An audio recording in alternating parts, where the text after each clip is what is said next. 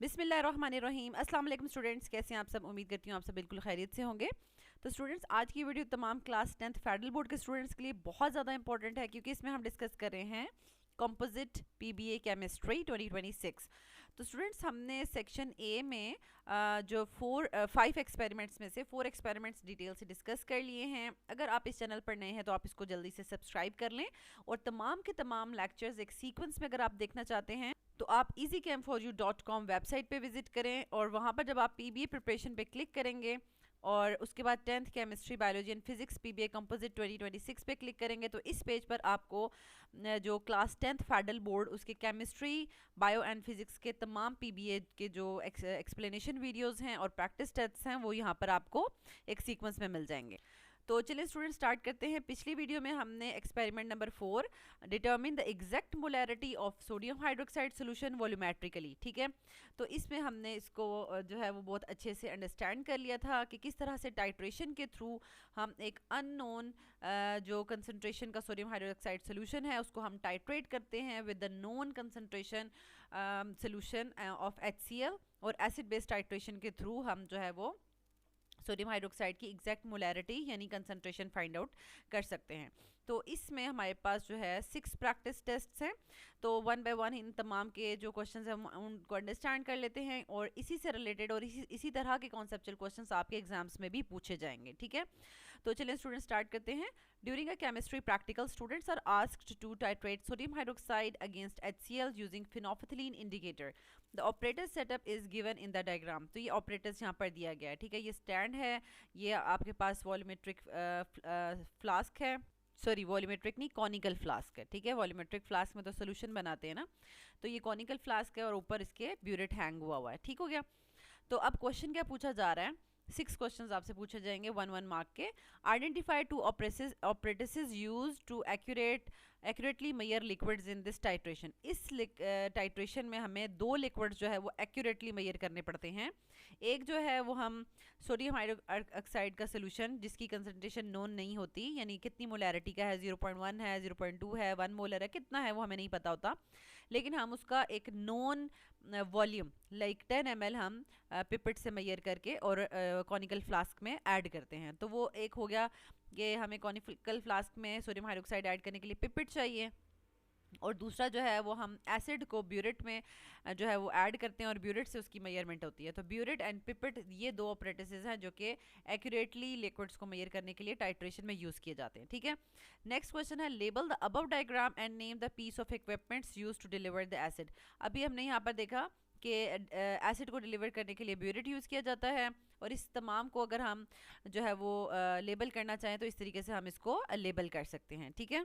Next question है हमारे पास, suggest a suitable operators to measure 10 cm³ of sodium hydroxide solution. तो obviously बात है कि बेस को हमने अननोन कंसंट्रेशन की जो बेस होती है उसको हमने कॉनिकल फ्लास्क में ऐड करना है, तो उसके लिए हम पिपेट ही यूज़ करेंगे, ठीक है।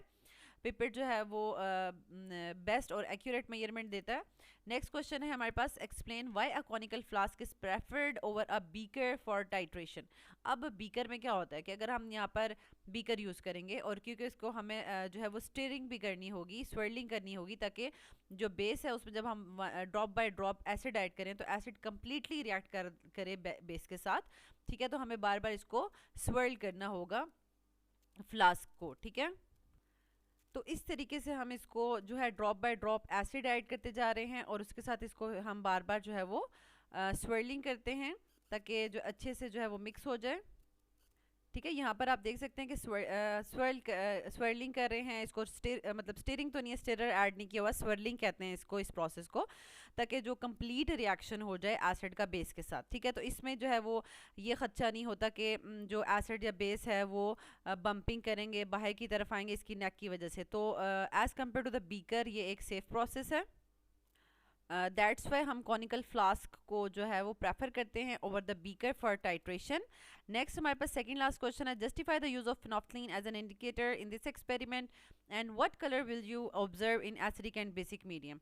बेसिकली फिनोल्फथलीन इंडिकेटर हम यूज़ क्यों करते हैं, क्योंकि एसिड और बेस जो है वो कलरलेस होते हैं, इसलिए हमें उनका आपस में यानी सोडियम हाइड्रोक्साइड जितना भी फ्लास्क में पड़ा हुआ है वो कम्प्लीटली यूज़ हो चुका है या नहीं, हमें कैसे पता चलेगा। दैट्स वाई हम जो फिनोफ्थलीन इंडिकेटर यूज़ करते हैं, और फिनोफ्थलीन इंडिकेटर जो है वो बेसिक मीडियम में जो है वो पिंक कलर देता है, और एसिडिक मीडियम में वो कलरलेस हो जाता है। सो ये हमें मेक श्योर करता है कि हम जो है एंड पॉइंट को नोट कर सकें, और उस पॉइंट पर ब्यूरेट से जो है एसिड को ऐड करना जो है स्टॉप कर दें, ताकि हम जो है वो देख सकें कि कंप्लीट रिएक्शन हो चुका है। ठीक है, सो यहाँ पर हम जो है वो फिनोफ्थलीन के लिए लिखेंगे कि फिनोफ्थलीन जो है वो डिफरेंट कलर्स एसिड और बेस में शो करता है। ठीक है, और ये जो है वो रैपिडली चेंज करता है अपना कलर जब इसका मीडियम एसिड से बेसिक या बेसिक से एसिडिक में कन्वर्ट होता है, और that's why it is very suitable indicator involving strong acids and strong bases. So it shows its color as pink in basic medium and colorless in the acidic medium. Last question है हमारे पास, why is it is important to record the burette reading to 1 decimal place? ताकि हम बहुत अच्छे से जो है वो एक्यूरेटली, और आप कह लें कि मोर प्रिसीजन के लिए जो है वो मोर प्रिसाइज रीडिंग्स हम ले सकें। ठीक है, उसके लिए बहुत ज़रूरी है कि हम 0.1 डेसिमल तक जो है वो ब्यूरेट रीडिंग को रिकॉर्ड करें। तो आप जो प्रैक्टिस टेस्ट नंबर 1 है उसकी जो है वो आंसर्स यहाँ पर देख सकते हैं। नेक्स्ट है हमारे पास practice test number 2। Zunara carried out a titration experiment in which she pipetted 10 cm cube sodium hydroxide solution in a conical flask, जो कि हमने ऑलरेडी जो है वो टाइट्रेशन के प्रोसीजर में पड़ा हुआ है, and added phenolphthalein indicator to it. Then she titrated this solution against HCl solution filled in a burette. ठीक है, सिंपल वही प्रोसेस इसने भी किया है जो टाइट्रेशन का हमने एक्सपेरिमेंट में देखा था। अब क्वेश्चंस क्या हैं, 6 क्वेश्चंस के आपने आंसर करने हैं। What color change Zunara would have observed at the end point using phenolphthalein? अब क्या होता है, ये पिंक से कलरलेस हो जाता है। ठीक है, colour of the solution in a conical flask changes from pink to the colourless. Next है suggest a reason for using white tile और paper under the conical flask. अब देखिए नीचे अगर ग्रे या ब्लैक या कुछ इस तरह से टाइल्स लगी हुई हैं तो हमें कलर चेंज बहुत अच्छे से नहीं पता चल सकता। तो या तो अगर कोई भी किसी और कलर की टाइल्स हैं, केमिस्ट्री लैब में तो मोस्टली वाइट ही होती हैं, लेकिन अगर कोई और भी हैं तो हमें नीचे वाइट पेपर रख लेना चाहिए, ताकि हमें क्लियरली जो है वो चेंज इन द जो सोल्यूशन के कलर है उसमें चेंज जो है वो हम नोट डाउन कर सकें। सो वाइट टाइल और paper is placed under the conical flask to observe the colour change clearly. Next है Zunara repeated the experiment thrice and recorded the following data for burette reading. अब burette volume of acid used आप find out कर सकते हैं। Final reading में से initial reading minus करेंगे तो यहाँ पर आपके पास वॉल्यूम ऑफ एसिड यूज्ड आ जाएगा। ठीक है, तो नेक्स्ट क्वेश्चन है हमारे पास कि आप फ्रॉम द कंप्लीटेड टेबल, अब आपने यहाँ पे कंप्लीट कर लिया होगा, वॉल्यूम ऑफ एसिड यूज निकाल लिया होगा, तो फिर calculate the average volume of the acid used. अब एवरेज कैसे निकालते हैं, तमाम वैल्यूज़ जो 3 रीडिंग्स आई होंगी वॉल्यूम ऑफ एसिड यूज्ड की, ये इसमें मेरे ख्याल में 9.9, 10.0, 10.5 ही आएगा क्योंकि इनिशियल रीडिंग 0 है। ठीक है, इन तीनों को ऐड करें और डिवाइड बाय 3 करें तो हमारे पास एवरेज जो वैल्यू आ जाएगी। ठीक है, तो यहाँ पर आप प्रैक्टिस टेस्ट नंबर 2 में ये देख सकते हैं कि टेबल किस तरह से कंप्लीट किया है, और उसके बाद एवरेज वैल्यू जो आ रही है वो 10.1 cm³ आ रही है।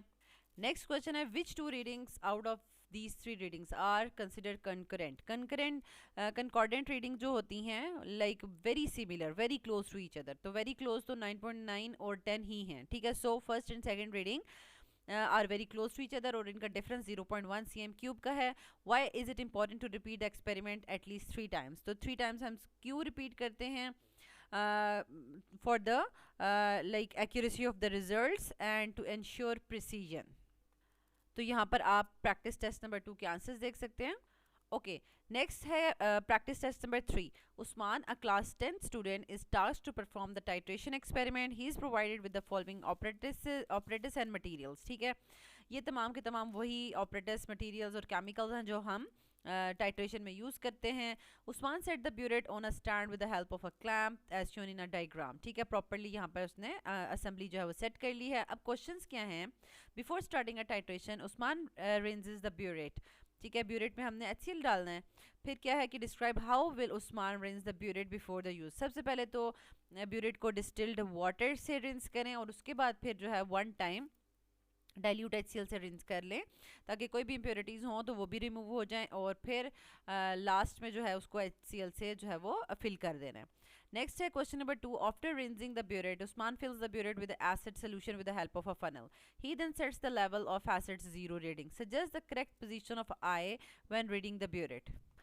तो सबसे पहले तो ये अंडरस्टैंड कर लेना चाहिए कि अगर कलरलेस सोल्यूशन है, ठीक है, तो उसमें हमें लोअर मेनिस्कस को जो है वो रीड करना होगा, ठीक है, यानी यहाँ पर हमें थोड़ा सा ऐसे कर्व नज़र आता है, ठीक है, उसको रीड करना होगा।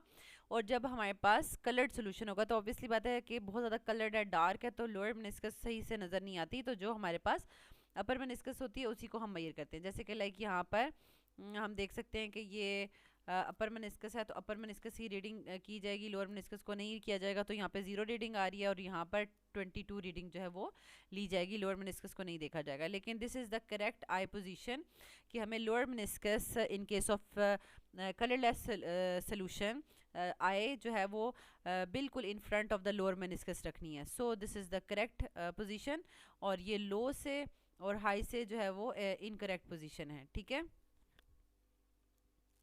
नेक्स्ट हमारे पास है while setting zero reading. Usman ensures that there are no air bubbles in the burette tip and explain why is it important to avoid the air bubbles in the burette tip. अगर burette की tip में air bubbles होंगे तो इसका मतलब है कि volume of the acid जो है वो डिस्टर्ब हो जाएगा और करेक्ट रीडिंग्स हम नहीं ले सकते। दैट्स वाई हमें एयर बबल्स को जो है पहले ही स्टॉपर को ऑन करके प्रॉपर एयर बबल्स को जो है वो रिमूव कर लेना चाहिए, एंड देन प्रॉपर जो है वो टाइट्रेशन करनी चाहिए। Usman transfers 10 cm cube of sodium hydroxide solution in a conical flask with the help of a pipette and then adds phenolphthalein to it to obtain pink colored solution. Justify the use of pipette instead of measuring cylinder.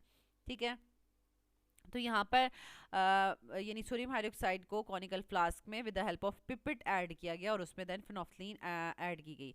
तो यहाँ पर pipette को क्यों use किया गया और measuring cylinder को क्यों यूज़ नहीं किया गया? तो यहाँ पर यह है कि पिपेट जो है वो बहुत ज़्यादा एक्यूरेट मेजरमेंट देता है वॉल्यूम की as compare to the measuring cylinder, ठीक है।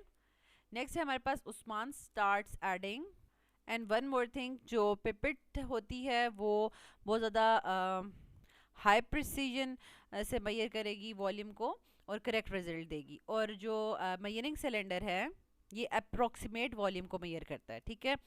और इसकी जो आप कह लें कि मार्क्स भी होते हैं या ग्रेजुएशंस होती हैं मेजरिंग सिलेंडर के ऊपर, वो भी बहुत ज़्यादा वाइडर होती हैं, दूर दूर होती हैं, तो एग्जैक्टली हम एक्यूरेट मेजरमेंट्स नहीं ले सकते।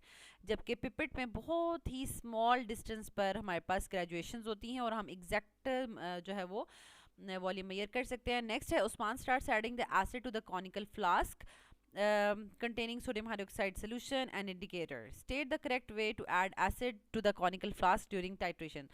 तो यानी जब हम ब्यूरेट में से जब एसिड ऐड करेंगे तो हमें सबसे पहले क्या करना चाहिए, एसिड को जो है वो ड्रॉप वाइज ऐड करना चाहिए, और जब हम उसको ड्रॉप वाइज ऐड कर रहे हैं तो साथ साथ हमें स्वर्लिंग भी करनी चाहिए। Continuously we should swirl the flask, ठीक है, उसको घुमाते रहना चाहिए ताकि it ensures that the acid added completely reacts to the base, ठीक है। And it should not also हमने उसको जो ड्रॉप्स गिर रहे होंगे वो डायरेक्टली बेस के साथ रिएक्ट करने चाहिए। It should not touch the walls of the flask, ठीक है। Last question is describe how will Usman determine the end point accurately. And point कैसे जो है वो डिटेक्ट करेगा उस्मान इस एक्सपेरिमेंट में? जब पिंक से कलर जो है लाइट पिंक होगा, ठीक है, तो फिर बहुत एहतियात से हमें स्लोली 1 ड्रॉप ऐड करना है। जैसे ही जो कलर है पिंक से कलरलेस हो जाएगा तो that will be the correct and point, ठीक है। और यहाँ पर आप प्रैक्टिस टेस्ट नंबर 3 के आंसर्स देख सकते हैं। नेक्स्ट है हमारे पास question number 4। Bilal carried out practice test number 4।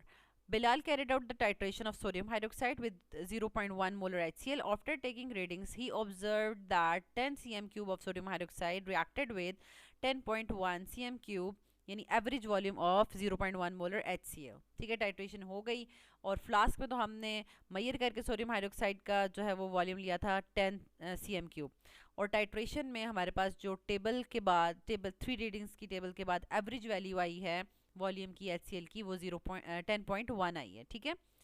Right the balanced chemical equation for the reaction. तो इसमें हम बैलेंस्ड केमिकल इक्वेशन लिखेंगे, ठीक है। और बैलेंस्ड केमिकल इक्वेशन कैसे है कि हम लिखेंगे base reacts with acid to form salt and water, ठीक है।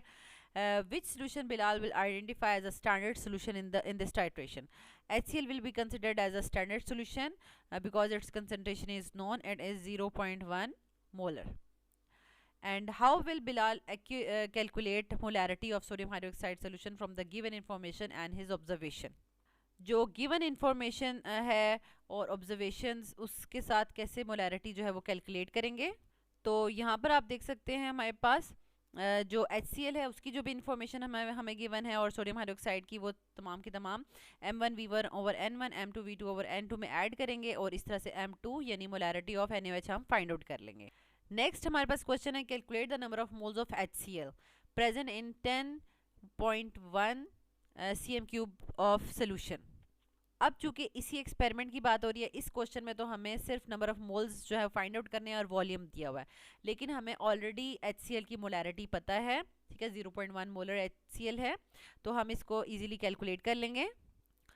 तो अगर हमने number of moles of HCl find out करने हैं, ठीक है, नंबर ऑफ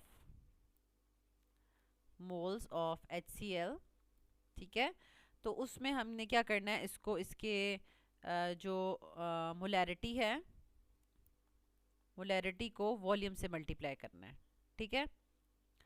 लेकिन वॉल्यूम हमें दिया हुआ है इसका 10.1 cm³।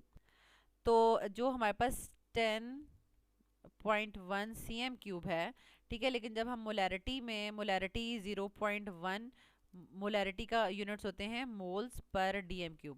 तो अब हम dm³ में जो है वो वॉल्यूम ऐड नहीं कर सकते। सबसे पहले हमने इसको cm³ में ऐड नहीं कर सकते, cm³ को dm³ में ऐड कन्वर्ट करना है, ठीक है। 10.1 डिवाइडेड बाय 1000, ठीक है, तो ये हमारे पास आ जाएगा 0.01 dm³, ठीक है। इसको हम ऐड कर देंगे 0.01 dm³। अब देखें dm³ से कट ऑफ हो गया और हमारे पास जो है वो आंसर आ जाएगा 0.001 मोल, ठीक है। HCl के 0.001 मोल्स आ जाएंगे, यानी यहाँ पर आपको पता चला कि अगर मोलैरिटी पता हो, उसको वॉल्यूम से मल्टीप्लाई करें तो भी हम मोल्स फाइंड आउट कर सकते हैं। नेक्स्ट है हमारे पास why is cm³ unit used for the volume preferred over the millilitre. Okay, यहाँ पर 1 cm³ जो है वो 1 मिलीलीटर के बिल्कुल इक्वल होता है, लेकिन cm³ को इसलिए प्रेफर किया जाता है क्योंकि it is derived unit of the SI unit, ठीक है। SI यूनिट वॉल्यूम के लिए मीटर होता है, मीटर क्यूब, ठीक है। तो ये उसी का जो है वो सेंटीमीटर क्यूब है, so it can be easily converted, ठीक है। तो that's why it is used. Next है हमारे पास why safety precautions should be followed when handling sodium hydroxide. क्योंकि ये सोडियम हाइड्रोक्साइड बेस होती है, बेस कोरोसिव होती है, दैट्स वाई हमें इसको हैंडल करने के दौरान ग्लव्स और गोगल्स जो है वो सेफ्टी गोगल्स जो है वो मस्ट पहननी चाहिए। तो यहाँ पर आप जो है प्रैक्टिस टेस्ट नंबर 4 के आंसर्स देख सकते हैं। नेक्स्ट है हमारे पास practice test number 5। Your school lab technician instructs the students of your class on best practices before starting titration experiment and guides about the lab safety as well. Okay, तो lab technician ने students को यानी titration experiment start करने से पहले की जो practices हैं वो उसके बारे में बताया और सेफ्टी मेजर्स के बारे में बताया। Keeping this experiment in mind answer the following questions. Suggest if you can pour the acid solution to the burette without a funnel. तो ये तो बिल्कुल भी सेफ्टी के लिहाज से ठीक नहीं है, विदाउट फनल हम एसिड नहीं ऐड कर सकते, ठीक है। और in case of any accident, पहले तो बात है फनल के बगैर जो है वो लिक्विड पोर ही नहीं होता ब्यूरेट में, इतना मुश्किल से ऐड होगा, तो ऑब्वियसली बात है कि it is not a good practice. Okay, न सिर्फ वो इस तरह से ऐड करते हुए ब्यूरेट की वॉल्स में बाहर की तरफ भी आ सकता है, बल्कि स्टूडेंट्स के ऊपर भी गिर सकता है और एसिड जो है वो बहुत ज़्यादा कोरोसिव है और स्किन को जो है वो डैमेज कर सकता है, बर्न कर सकता है, ठीक है। और इस तरह से हमें पता भी नहीं चलेगा और ये ओवरफ्लो भी हो सकता है और जब बहुत ज़्यादा गिर जाएगा और जो है वो प्रॉपर रीडिंग नहीं आ सकती। नेक्स्ट है हमारे पास suggest the safe method to fill the liquid in a pipette. तो पिपेट जब ऐड करना हो, बहुत सारे लोग जो है, बहुत सारे स्टूडेंट जो है वो उसको माउथ से ही सक कर लेते हैं, ठीक है। और ये एक बहुत आप कह लें कि बैड प्रैक्टिस है, क्योंकि अगर किसी भी हादसे की सूरत में बेस जो है वो इंजेस्ट हो जाती है इनटू द माउथ, तो injection of the base can cause damage, ठीक है। बहुत ज़्यादा डैमेज हो सकता है, हेल्थ डैमेज हो सकती है। दैट्स वाई हमें जो है वो सेफ मेथड क्या है कि पिपेट फिलर को यूज़ करना चाहिए। तो ये पिपेट फिलर्स होते हैं, इनको यूज़ करना चाहिए, और ये बहुत इजीली जो है वो पिपेट में लिक्विड को फिल करने के लिए यूज़ किए जा सकते हैं। नेक्स्ट क्वेश्चन है justify why should you never pipette any liquid और solution by mouth in the lab. तो अगेन इसका ये आ जाएगा कि अगर हम माउथ से करते हैं तो accidental injection of the reagent can cause hazardous for the damage, and because it is corrosive in nature. And next question है what should you do in case of acid or base spillage on the bench। अगर bench पे किसी भी तरह accidentally acid या base गिर जाए तो हमें क्या करना चाहिए। सबसे पहले तो we should inform the lab instructor and then we should neutralize acid और बेस बाय डिस्टिल्ड वाटर, ठीक है। एसिड है उसके साथ भी जो है वो वाटर बेस की तरह एक्ट करेगा, बेस है तो उसके साथ वाटर जो है वो एसिड की तरह एक्ट करेगा और उसको न्यूट्रलाइज कर देगा। नेक्स्ट है what should you do after completing your experiment even if you are wearing gloves. अगर वियरिंग ग्लव्स भी पहनकर हम एक्सपेरिमेंट कर रहे हैं, इवन दैट आफ्टर दैट हमें सोप और जो है वो वाटर से हैंड वॉश करना चाहिए। नेक्स्ट है justify why is the swelling the conical flask important during titration, ठीक है। अगर हम स्वेलिंग नहीं करेंगे तो उससे जो है वो एसिड और बेस जो है अच्छे से मिक्स नहीं होंगे और प्रॉपर हमें नहीं पता चल सकेगा कि एंड पॉइंट कौन सा था, कौन से पॉइंट पर जो है वो रिएक्शन जो है वो कंप्लीट हो चुका था और तमाम की तमाम बेस जो है वो एसिड के साथ रिएक्ट कर चुकी है, ठीक है। So to ensure the uniform reaction throughout the solution, ठीक है, it is very important to swirl the flask and to calculate or to notice the end point reading, okay, accurately। और यहाँ पर हमारे पास लास्ट जो है प्रैक्टिस टेस्ट है, practice test number 6. Aslan was asked to perform the titration experiment by his teacher.